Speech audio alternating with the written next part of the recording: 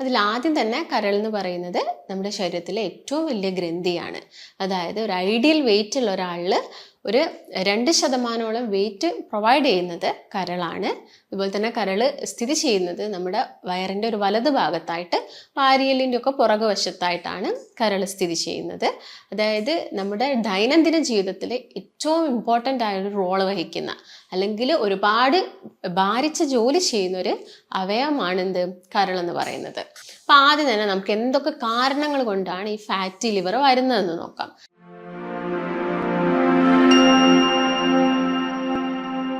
നമസ്കാരം, ഞാൻ ഡോക്ടർ ഭാഗ്യ, QNP health കെയറിലെ Ayurveda ഡോക്ടറാണ്. അപ്പോൾ ഇന്നത്തെ ടോപ്പിക്ക് ഫാറ്റി ലിവറിനെ കുറിച്ചിട്ടാണ്.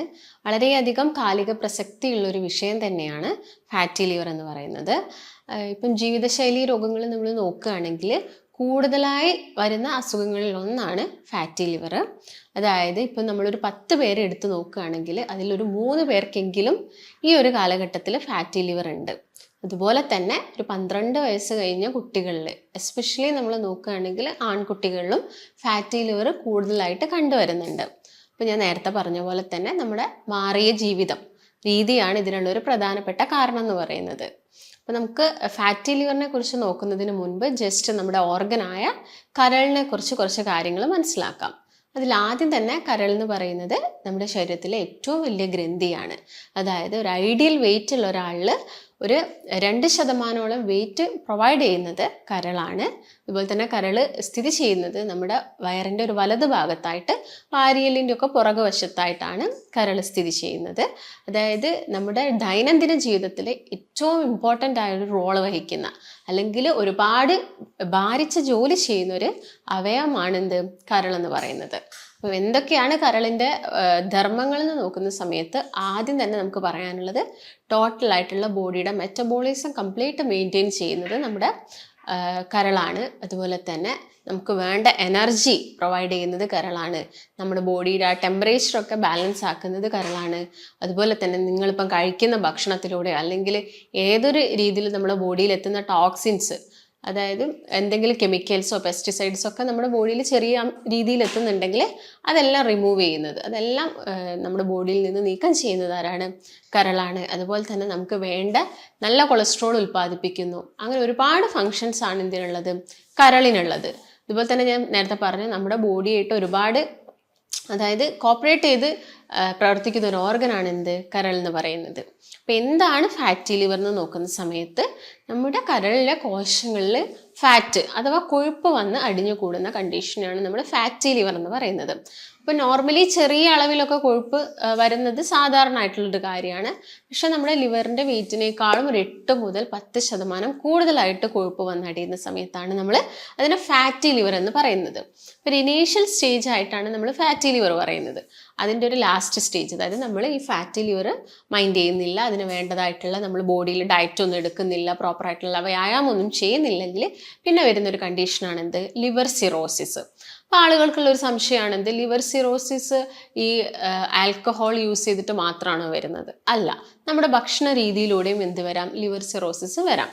അപ്പം ആദ്യം തന്നെ നമുക്ക് എന്തൊക്കെ കാരണങ്ങൾ കൊണ്ടാണ് ഈ ഫാറ്റി ലിവർ വരുന്നതെന്ന് നോക്കാം.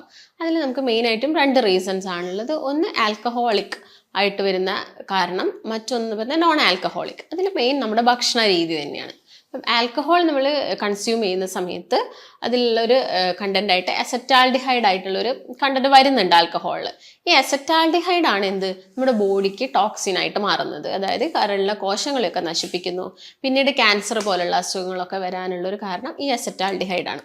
അങ്ങനെയാണ് ആൽക്കഹോൾ യൂസ് ചെയ്യുന്ന സമയത്ത് ഈ ഫാറ്റി ലിവറും പിന്നീട് ലിവർ സിറോസിസ് ഒക്കെ ആളുകളിൽ വരുന്നത്. ഇതിൻ്റെ സെക്കൻഡ് കോസ് നോക്കുകയാണെങ്കിൽ നോൺ ആൽക്കഹോളിക് ആണ്. ഞാൻ നേരത്തെ പറഞ്ഞ പോലെ തന്നെ ഫസ്റ്റ് കേസ് ഫുഡ് തന്നെയാണ്. നമ്മൾ അമിതമായിട്ട് കഴിക്കുന്ന ഭക്ഷണം, അതായത് നമുക്ക് വേണ്ട എനർജി അല്ലെങ്കിൽ കലോറിനേക്കാളൊക്കെ കൂടുതലായിട്ട് നമ്മൾ എന്ത് കഴിക്കുന്നുണ്ട്? ഭക്ഷണം കഴിക്കുന്നുണ്ട്, അരി ആഹാരം എടുക്കുന്നുണ്ട്. അതുപോലെ തന്നെ പഞ്ചസാര അടങ്ങിയത്, അതായത് ഈ ഫ്രക്ടോസ് ഒക്കെ കൂടുതലായിട്ടുള്ള ഭക്ഷണങ്ങൾ, ഈ ബേക്കറി ഐറ്റംസ് കഴിക്കുന്നുണ്ടെങ്കിൽ, അല്ലെങ്കിൽ ഫ്രൈഡ് ഐറ്റംസ് ഒക്കെ ഒരുപാട് കഴിക്കുക, അല്ലെങ്കിൽ ഫാസ്റ്റ് ഫുഡൊക്കെ നന്നായിട്ട് കഴിക്കുക. ഇങ്ങനെയുള്ള ആളുകളിൽ പിന്നീട് ഈ കൊഴുപ്പ് എന്തായിട്ട് മാറും? നമ്മൾ കഴിക്കുന്ന ഭക്ഷണം ഡൈജഷൻ കഴിഞ്ഞതിന് ശേഷം അത് കൊഴുപ്പായിട്ട് സ്റ്റോർ ചെയ്യപ്പെടുകയാണ് ചെയ്യുന്നത്. കൂടുതലായിട്ട് നമ്മുടെ ലിവറിൻ്റെ ഭാഗത്തൊക്കെ അടിഞ്ഞു കൂടുമ്പോഴാണ് നമ്മൾ ഫാറ്റി ലിവർ വരുന്നു എന്ന് പറയുന്നത്. പിന്നെ ഉള്ളൊരു റീസൺ നോക്കുകയാണെങ്കിൽ പാരമ്പര്യമായിട്ട് ആളുകളിൽ ഫാറ്റി ലിവർ കണ്ടുവരാറുണ്ട്. പിന്നെ ഈ മെറ്റബോളിക് സിൻഡ്രോം ആണ് മറ്റൊരു കാരണം. അതായത് അമിതവണ്ണമുള്ള ആളുകളിൽ BP, അതുപോലെ തന്നെ ഷുഗർ വരിക, കൊളസ്ട്രോൾ, എല്ലാ അസുഖങ്ങളും കൂടി ഒരുമിച്ച് വരുന്ന ഒരു സ്റ്റേജിൽ നമ്മൾ ഫാറ്റി ലിവർ കണ്ടുവരാറുണ്ട്.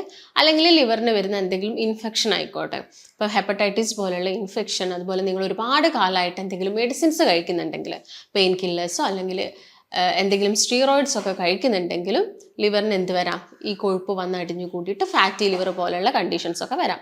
അപ്പോൾ ഫാറ്റി ലിവർ എന്ന് പറയുന്നത് ഞാൻ നേരത്തെ പറഞ്ഞ പോലെ ലിവറിലെ കോശങ്ങളിൽ എന്ത് വന്നു, കൊഴുപ്പ് അടിഞ്ഞു കൂടുന്നു. അതിൻ്റെ ഒരു നമുക്കൊരു 3 ഗ്രേഡായിട്ട് അതിനെ മാറ്റാം. അതായത് fatty liver grade 1, grade 2, grade 3 ആണ്.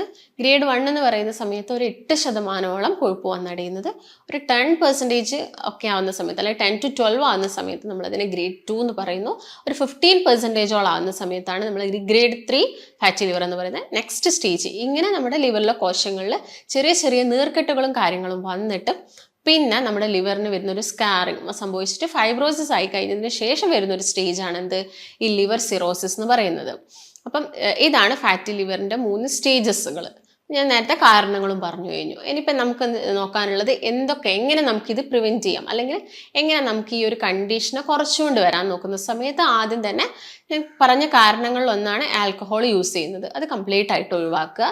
അതുപോലെ തന്നെ പുകവലി പോലുള്ള ശീലങ്ങളുണ്ടെങ്കിലും അതും കംപ്ലീറ്റ് ആയിട്ട് നിർത്തുക, അത് കംപ്ലീറ്റ് ആയിട്ട് ഒഴിവാക്കുക. പിന്നെ സെക്കൻഡ് എന്ന് പറയുന്നത് ഭക്ഷണമാണ്. ഭക്ഷണത്തിൽ തന്നെ ട്രാൻസ് ഫാറ്റ്, നമുക്കറിയാം ഡാൽഡ, വനസ്പതിയൊക്കെ ട്രാൻസ് ഫാറ്റുകളാണ്. അത് ഉപയോഗിച്ചിട്ടുണ്ടാക്കുന്ന ഭക്ഷണങ്ങളൊക്കെ ഒഴിവാക്കുക. മെയിനായിട്ട് നമ്മൾ വീട്ടിലൊക്കെ ആണെങ്കിൽ ഒട്ടുമിക്ക ആളുകളും കോക്കനട്ട് ഓയിൽ തന്നെയായിരിക്കും യൂസ് ചെയ്യുന്നുണ്ട്. പക്ഷെ നമ്മളിപ്പോൾ ഹോട്ടലിനൊക്കെ ഫുഡ് ഒരുപാട് കഴിക്കുന്നുണ്ടെങ്കിൽ അവരുടെ ആ ഒരു കൺവിൻസിന് വേണ്ടിയിട്ട് അവർ കൂടുതലായിട്ട് എന്തായിരിക്കും ഈ ഡാൽഡയോ കാര്യങ്ങളൊക്കെ യൂസ് ചെയ്യുന്നുണ്ട്. അപ്പോൾ അതൊക്കെ കംപ്ലീറ്റ് ആയിട്ട് നമ്മൾ ഒഴിവാക്കാൻ വേണ്ടി നോക്കുക. അതുപോലെ തന്നെ ആഡഡ് ഷുഗേഴ്സ്, ഇപ്പോൾ പഞ്ചസാര ആയിക്കോട്ടെ, ശർക്കര ആയിക്കോട്ടെ, അല്ലെങ്കിൽ തേന്, നമ്മളിപ്പം കടകളിൽ നിന്ന് വാങ്ങുന്ന തേനുകളിലൊക്കെ ഒരുപാട് മിക്സിംഗ് ഒക്കെ നടക്കുന്നുണ്ട്. അപ്പോൾ അതിൻ്റെ ഉപയോഗം മാക്സിമം കുറയ്ക്കുക. അതുപോലെ കോളകൾ, ജ്യൂസുകൾ, കാർബണേറ്റഡ് ഡ്രിങ്ക്സുകൾ, അതൊക്കെ കംപ്ലീറ്റ് ആയിട്ട് ഒഴിവാക്കുക. അതുപോലെ സോസ് മിക്സ് ചെയ്തിട്ടുണ്ടാക്കുന്ന ഭക്ഷണങ്ങളൊക്കെ ഒഴിവാക്കാൻ വേണ്ടി ശ്രദ്ധിക്കുക. പിന്നെ ഞാൻ നേരത്തെ പറഞ്ഞ പോലെ തന്നെ ഹൈ ഫ്രക്ടോസ് കോൺ സിറപ്പുകളാണ് കൂടുതലായിട്ടും ഇപ്പം ബേക്കറി ഐറ്റംസിലൊക്കെ യൂസ് ചെയ്യുന്നത്. അപ്പോൾ അതൊക്കെ മാക്സിമം കുറച്ചുകൊണ്ട് വരിക.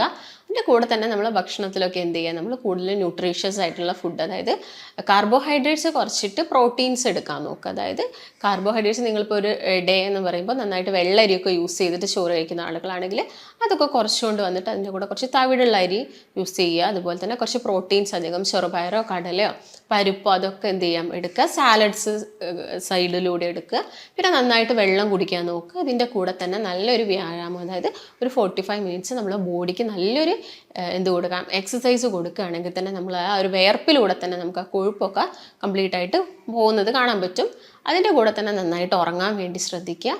പിന്നെ മെയിനായിട്ട് ഞാൻ നേരത്തെ പറഞ്ഞ പോലെ നമുക്ക് വീട്ടിൽ ഒരുപാട് കാര്യങ്ങളാണ് ചെയ്ത് നോക്കാൻ പറ്റുന്നത്. അതായത് നന്നായിട്ട് വെജിറ്റബിൾസ് ഒക്കെ ആഡ്, അതായത് ഇപ്പോൾ ക്യാബേജ്, കോളിഫ്ലവർ ഒക്കെ നമ്മുടെ ലിവറിൻ്റെ ഹെൽത്തിന് നല്ല വെജിറ്റബിൾസ് ആണ്. അതൊക്കെ നന്നായിട്ട് കഴിക്കുക. മുളപ്പിച്ച ധാന്യം കഴിക്കാൻ നോക്കുക. അതുപോലെ തന്നെ നിങ്ങൾക്ക് വീട്ടിലൊക്കെ ആണെങ്കിൽ കീഴാർനെല്ലി ഇട്ട് തിളപ്പിച്ച വെള്ളമൊക്കെ കുടിക്കാം. അതെപ്പോഴും നമ്മുടെ ലിവറിൻ്റെ ഒരു ഹെൽത്ത് എന്ത് ചെയ്യാൻ പറ്റും, നമുക്ക് മെയിൻറ്റെയിൻ ചെയ്ത് പോകാൻ പറ്റും. അതുപോലെ തന്നെ നിങ്ങൾക്ക് എന്ത് ചെയ്യാം, ഡെയിലി നമ്മുടെ ഭക്ഷണത്തിൽ വെളുത്തുള്ളി, ചുവന്നുള്ളി, ഇങ്ങനെയുള്ള നമുക്ക് വീട്ടിൽ കിട്ടുന്ന കാര്യങ്ങളൊക്കെ നന്നായിട്ട് ചേർത്ത് കഴിക്കാൻ വേണ്ടിയിട്ട് തന്നെ ശ്രദ്ധിക്കുക. കാരണം ഞാൻ നേരത്തെ പറഞ്ഞല്ലോ, നമ്മുടെ ബോഡിയിലോട്ട് ഒരുപാട് ടോക്സിൻസ് അല്ലെങ്കിൽ കെമിക്കൽസ് ഒക്കെ ഡെയിലി എത്തുന്നുണ്ട്. അപ്പോൾ നമ്മൾ ഈവൻ കഴിക്കുന്ന പച്ചക്കറികൾ, കടകളിൽ നിന്ന് വാങ്ങുന്ന പച്ചക്കറികളാണെങ്കിൽ ഒരുപാട് കീടനാശിനി അടിക്കുന്നുണ്ട്. അതുപോലെ തന്നെ നമ്മൾ കഴിക്കുന്ന മത്സ്യങ്ങൾ, നമ്മൾ കടലിലോട്ടും പുഴകളിലോട്ടൊക്കെ ഒരുപാട് മാലിന്യങ്ങളൊക്കെ തള്ളുന്നുണ്ട്. ഇതിൻ്റെ ഭാഗമായിട്ട് വരുന്ന ചെറിയ ചെറിയ ടോക്സിൻസ് ഒക്കെ ചിലപ്പോൾ നമ്മുടെ വയറ്റിലെത്തിയിട്ട് അത് റിമൂവ് ചെയ്യാൻ വേണ്ടി ഹെൽപ്പ് ചെയ്യുന്നത് ആരാണ്, ലിവറാണ്. അപ്പോൾ ലിവറിൻ്റെ ഹെൽത്ത് എപ്പോഴും എന്തായിരിക്കണം, ഓക്കെ ആയിരിക്കണം. അതിന് വേണ്ടിയിട്ട് ഞാൻ പറഞ്ഞ ചുവന്നുള്ളിയൊക്കെ നന്നായിട്ട് കഴിക്കുക. അപ്പോൾ നിങ്ങൾക്ക് പെട്ടെന്ന് തന്നെ ഈ ഫാറ്റി ലിവറൊക്കെ കുറയ്ക്കാൻ വേണ്ടിയിട്ട് ഞാൻ നേരത്തെ പറഞ്ഞ ഭക്ഷണം ശ്രദ്ധിക്കുന്നതിൻ്റെ കൂടെ തന്നെ നിങ്ങൾക്കൊരു ചെറിയൊരു ഹോം റെമഡി പറഞ്ഞുതരാം. അതിന് വേണ്ടിയിട്ട് നിങ്ങൾ ജസ്റ്റ് ഒരു 1 മന്ത് ഫോളോ ചെയ്യേണ്ടതാണ്. First 10 days, next 10 days, last 10 days. ഈ ഫസ്റ്റ് 10 ഡേയ്സിൽ നിങ്ങൾക്ക് ഒരു 1/2 ഗ്ലാസ് മോരിലോട്ട് ഒരു 2-3 ചെറിയുള്ളി മിക്സ് ചെയ്തിട്ട് ഒരു തണ്ട് കറിവേപ്പില ഇട്ടിട്ട് നന്നായിട്ട് ജസ്റ്റ് ഒന്ന് അടിച്ചിട്ട് ആദ്യത്തെ 10 ദിവസം കഴിക്കാം. നെക്സ്റ്റ് 10 ഡേയ്സ് അതുപോലെ തന്നെ ഒരു 1.5 ടീസ്പൂൺ ബാർലി പൗഡർ ഒരു ഗ്ലാസ് വെള്ളത്തിൽ മിക്സ് ചെയ്തിട്ട് തിളപ്പിച്ചിട്ട് ആ വെള്ളം കുടിക്കാം. അതുപോലെ തന്നെ ഒരു ലാസ്റ്റ് 10 ഡേയ്സ് ആണെങ്കിൽ ഇങ്ങനെ തന്നെ ഒരു ഗ്ലാസ് വെള്ളത്തിൽ ഒരു 2 നെല്ലിക്കയും ഒരു നുള്ളു മഞ്ഞൾപ്പൊടി അതുപോലെ തന്നെ കറിവേപ്പിലൊക്കെ മിക്സ് ചെയ്തിട്ട് ഒരു ജ്യൂസ് പോലെ ആക്കിയിട്ട് നിങ്ങൾക്ക് അവസാനത്തെ ഒരു 10 ദിവസം കുടിക്കാം. ഇങ്ങനെ ചെയ്യുകയാണെങ്കിൽ നമുക്കൊരു 1 മന്തിനുള്ളിൽ തന്നെ ഫാറ്റി ലിവറൊക്കെ കുറഞ്ഞു വരുന്നത് കാണാൻ പറ്റും. ഇപ്പോൾ ഒരു ഗ്രേഡ് 1ഉം ഗ്രേഡ് 2 ഒക്കെ നമുക്ക് ഈസി ആയിട്ട് തന്നെ നമുക്ക് ലിവറിൻ്റെ ആ നോർമൽ സ്റ്റേജിലോട്ട് നമുക്ക് കൊണ്ടുവരാൻ പറ്റും. ഒരു ഗ്രേഡ് 3 ഒക്കെ ആവുന്ന സമയത്ത് നിങ്ങൾക്ക് ഒരുപാട് അസ്വസ്ഥതകളും കാര്യങ്ങളൊക്കെ ഉണ്ടെങ്കിൽ, അതും അല്ലെങ്കിൽ നല്ല ക്ഷീണമുണ്ട്, ഈ വയറിൻ്റെ വലതുവശത്ത് നല്ല വേദന ഉണ്ട്, ഓക്കാനം, ഛർദി, അങ്ങനെ ഒരുപാട് ലക്ഷണങ്ങൾ ഫാറ്റി ലിവറുള്ള ആളുകളിൽ നമുക്ക് കാണാൻ സാധിക്കും. ഇങ്ങനെയൊക്കെ നല്ല ബുദ്ധിമുട്ടൊക്കെ വരികയാണെങ്കിൽ, ഇപ്പോൾ നിങ്ങളൊരു ഗ്രേഡ് 3യിലാണ് എത്തിയിരിക്കുന്നതെങ്കിൽ ചിലപ്പോൾ നിങ്ങൾ മെഡിസിൻസും കാര്യങ്ങളൊക്കെ സ്റ്റാർട്ട് ചെയ്യേണ്ടി വരും. അപ്പോൾ ഇതൊക്കെയാണ് ഫാറ്റി ലിവറിനെ കുറിച്ച് മെയിനായിട്ട് പറയാനുള്ള കാര്യങ്ങൾ. അപ്പോൾ നിങ്ങൾക്ക് എന്തെങ്കിലും സംശയങ്ങളോ കാര്യങ്ങളോ ഒക്കെ ഉണ്ടെങ്കിൽ താഴെ കാണുന്ന നമ്പറുമായിട്ട് ബന്ധപ്പെടുക. നമുക്ക് മറ്റൊരു നല്ല ഹെൽത്ത് ടോപ്പിക്കുമായിട്ട് വീണ്ടും കാണാം. നന്ദി.